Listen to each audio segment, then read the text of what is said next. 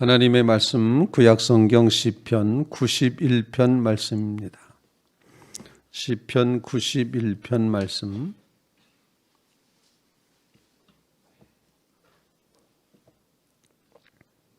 교독하도록 하겠습니다. 지존자의 은밀한 곳에 거주하며 전능자의 그늘 아래에 사는 자여, 나는 여호와를 향하여 말하기를 그는 나의 피난처요 나의 요새요 내가 의뢰하는 하나님이라 하리니, 이는 그가 너를 새 사냥꾼의 올무에서와 심한 전염병에서 건지실 것임이로다. 그가 너를 그의 깃으로 덮으시리니 내가 그의 날개 아래에 피하리로다. 그의 진실함은 방패와 손 방패가 되시나니, 너는 밤에 찾아오는 공포와 낮에 날아드는 화살과 어두울 때 퍼지는 전염병과 밝을 때 닥쳐오는 재앙을 두려워하지 아니하리로다. 1000명이 내 왼쪽에서 10,000명이 내 오른쪽에서 넘어 엎드러지나 이 재앙이 내게 가까이 하지 못하리로다. 오직 너는 똑똑히 보리니 악인들의 보응을 내가 보리로다. 내가 말하기를 여호와는 나의 피난처시라고 지존자를 너의 거처로 삼았으므로 화가 내게 미치지 못하며 재앙이 내 장막에 가까이 오지 못하리니, 그가 너를 위하여 그의 천사들을 명령하사 내 모든 길에서 너를 지키게 하심이라. 그들이 그들의 손으로 너를 붙들어 발이 돌에 부딪히지 아니하게 하리로다. 내가 사자와 독사를 밟으며 젊은 사자와 뱀을 발로 누르리로다. 하나님이 이르시되 그가 나를 사랑한즉 내가 그를 건지리라. 그가 내 이름을 안즉 내가 그를 높이리라. 그가 내게 간구하리니 내가 그에게 응답하리라. 그들이 환난 당할 때 내가 그와 함께하여 그를 건지고 영화롭게 하리라. 내가 그를 장수하게 함으로 그를 만족하게 하며 나의 구원을 그에게 보이리라 하시도다. 아멘. 살아계신 하나님의 말씀입니다. 심한 전염병이 바이러스에 의해서 이렇게 바이러스의 질병이 퍼지는 그런 상황에서 우리가 읽어볼 만한 시편의 말씀이 91편의 말씀이다 생각을 합니다. 하나님은 한마디로 우리의 보호자가 되신다. 우리를 보호하시는 하나님, 이렇게 이제 주제를 잡고 있습니다. 아마 혹자는 이 본문의 말씀을 전쟁 중에 혹시 이 시를 짓지 않았을까 그런 생각을 하기도 합니다. 왜냐하면 화살이 막 날아들지 않습니까? 그리고 좌편 우편에서 1000명이 10,000명이 막 넘어지는 이런 역사도 있게 되고, 그래서 어쩌면 전쟁과 같은 그런 상황 속에서 하나님은 나의 피난처가 되신다, 주님은 나의 보호자가 되신다라는 그런 고백을 하고 있습니다. 여호와가 그는 나의 피난처시요라고 하는 그런 고백을 2번씩이나 하고 있습니다. 2절 말씀에 나는 여호와를 향하여 말하기를 그는 나의 피난처요 말했고, 9절에도 내가 말하기를 여호와는 나의 피난처시라 하고 이렇게 표현을 합니다. 그러면서 하나님이 어떻게 우리의 피난처가 되시는가 하는 것을, 하나님은 어떻게 우리를 보호하시는가 하는 그런 질문을 가지고 오늘 본문을 묵상하며 함께 기도할 제목을 나눌 수 있기를 간절히 바랍니다. 하나님께서는 우리를 어떻게 보호하시고 어떻게 피난처가 되시고 요새가 되시고 우리를 이처럼 하나님은 어떻게 이렇게 우리를 철저하게 보호하시는가, 어디에서부터 보호하는가를 쭉 기록하고 있는데, 새 사냥꾼의 올무에서 이제 보호하십니다. 전염병에서 건져주십니다.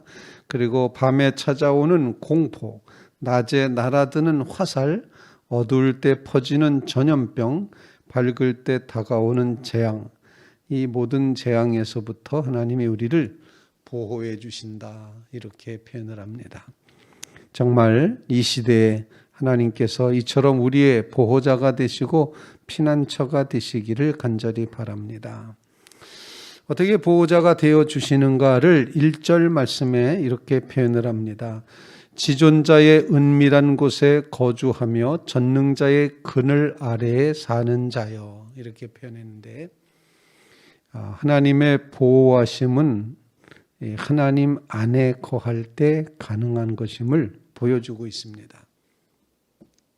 다른 말로 표현하면은 우리가 하나님 안에, 또 하나님이 우리 안에 거하시는 이 내주하시는 하나님, 그 하나님으로 이제 우리가 보호함을 경험하게 된다. 다시 말씀드리면 내 안에 성령이 임재하여 계시고 내주하여 계시고 내 안에 하나님이 이제 찾아와 계실 때 그때 우리는 보호를 받게 된다 하는 것입니다. 그늘 아래 의뢰하는 하나님, 신앙하는 그 하나님을 의뢰하고 그 안에 거할 때 하나님 안에 거하는 자, 하나님의 임재 속에 거하는 자, 그가 보호를 받는다. 이런 표현입니다. 그래서 우리는 첫 번째 기도 제목은 주님의 놀라운 임재 안에 거하는 자리에 서게 하여 주시옵소서. 지존자의 은밀한 곳, 그리고 전능자의 그늘, 이것은 하나님의 임재 속에 살아가는 겁니다. 라는 그런 고백입니다. 하나님이 우리를 보호하시고 우리를 이제 낮에 해 밤에 달에 상하도록 했지 않도록 늘 보호하여 주시는 어미닭이 날개 아래 새끼를 품은 같이 하나님께서 그처럼 보호해 주신다는 사실, 주님의 임재 가운데 거할 때 보호를 받사오니 우리로 주님의 거룩한 임재 속에 살게 해 주시옵소서. 주님이 우리를 찾아오시는 거죠. 그리고 우리는 그 주님 안에 들어가 거하는 겁니다. 하나님 안에 거하는 것, 바로 이것이 이 시인이 고백했던 가장 강력한 보호임을 고백하고 있습니다. 지존자 안에 거하는 것, 전능하신 하나님 앞에 거할 때 그때 하나님은 우리를 보호해 주신다. 우리는 당연히 하나님의 보호 속에 들어가게 된다. 오늘 새벽에도 주의 임재를 구하며 주님 우리 가운데 임재하여 주시옵소서, 주의 성령이여 우리 속에 내주하여 주시옵소서, 이런 간구로 성령의 내주하심을 강력하게 구하며 기도하는 믿음의 심령들 다 되시기를 주님의 이름으로 부탁을 드립니다. 주님 안에 거하면 거기가 피난처고 거기가 바로 요새이고 거기가 바로 구원의 장소인 것을 우리가 분명히 기억해야지 됩니다. 여러분의 삶 속에 이처럼 하나님의 임재 속에 거함으로 참된 보호를 경험하는 그런 믿음의 삶을 이루게 하옵소서. 하나님은 나의 피난처 되십니다. 요새가 되십니다. 내가 의뢰하는 하나님입니다. 전적으로 하나님 앞에 의지합니다. 이런 고백으로 하나님의 임재 가운데 거하는 믿음의 심령들 다 되시기를 주님의 이름으로 부탁을 드립니다. 하나님은 이렇게 하나님의 임재 가운데 우리를 보호하실 뿐만 아니라 두 번째로 오늘 본문은 강력하게 표현하고 있는 것이 천사를 통해서 보호하신다, 이렇게 말씀하고 있습니다. 하나님의 보호하심은 천사를 통해 이루어진다. 11절 말씀에 그렇게 고백합니다. 그가 너를 위하여 그의 천사들을 명령하사 내 모든 길에서 너를 지키게 하심이라. 그들이 그들의 손으로 너를 붙들어 발이 돌에 부딪히지 아니하게 하리로다. 돌부리에 부딪히지 않도록 천사들이 손으로 붙들어 주신다, 이렇게 말합니다. 가는 길마다 지키게 하시고 하나님께서 천사들을 명령하셔서 발도 돌부리에 부딪히지 않도록 해주시고 그리고 가는 길마다 너를 지켜주신다. 천사를 동원하셔서 보호하신다 말씀하고 있습니다. 사랑하는 성도 여러분, 믿는 성도들의 삶의 경험, 신앙의 경험 가운데는 천사를 경험하는 경우가 있습니다. 또 여러분이 누구에게인가가 천사가 되어줄 수도 있습니다. 그리고 우리는 수많은 천사들을 만날 수 있습니다. 그래서 천사를 동원하셔서 하나님이 보호하시겠다, 이렇게 보호의 방법을 말씀해 주셨는데, 우리의 삶에 언제적에 천사가 나를 보호해 주셨던가, 이 사실을 기억하며, 그래, 그때 그분은 나에게 천사였어, 그때 하나님은 그 천사를 통해서 나를 이렇게 인도해 주셨어 라고 하는 그런 신앙 고백의 마음을 다시 한번 되새기며 주님 앞에 감사하는 믿음의 성도들 되시기를 주님의 이름으로 부탁을 드립니다. 천사들이 여러분을 보호해 주시기를 간절히 바랍니다.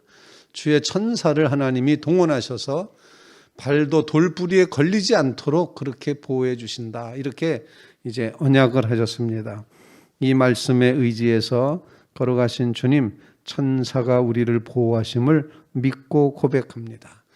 우리의 삶 가운데 허락해 주셨던 모든 천사들에 대해서도 감사를 하고, 그리고 이후에도 여전히 주의 천사를 동원하셔서 주께서 주의 사랑하는 백성을 보호하시고 지켜주실 줄로 분명히 믿습니다.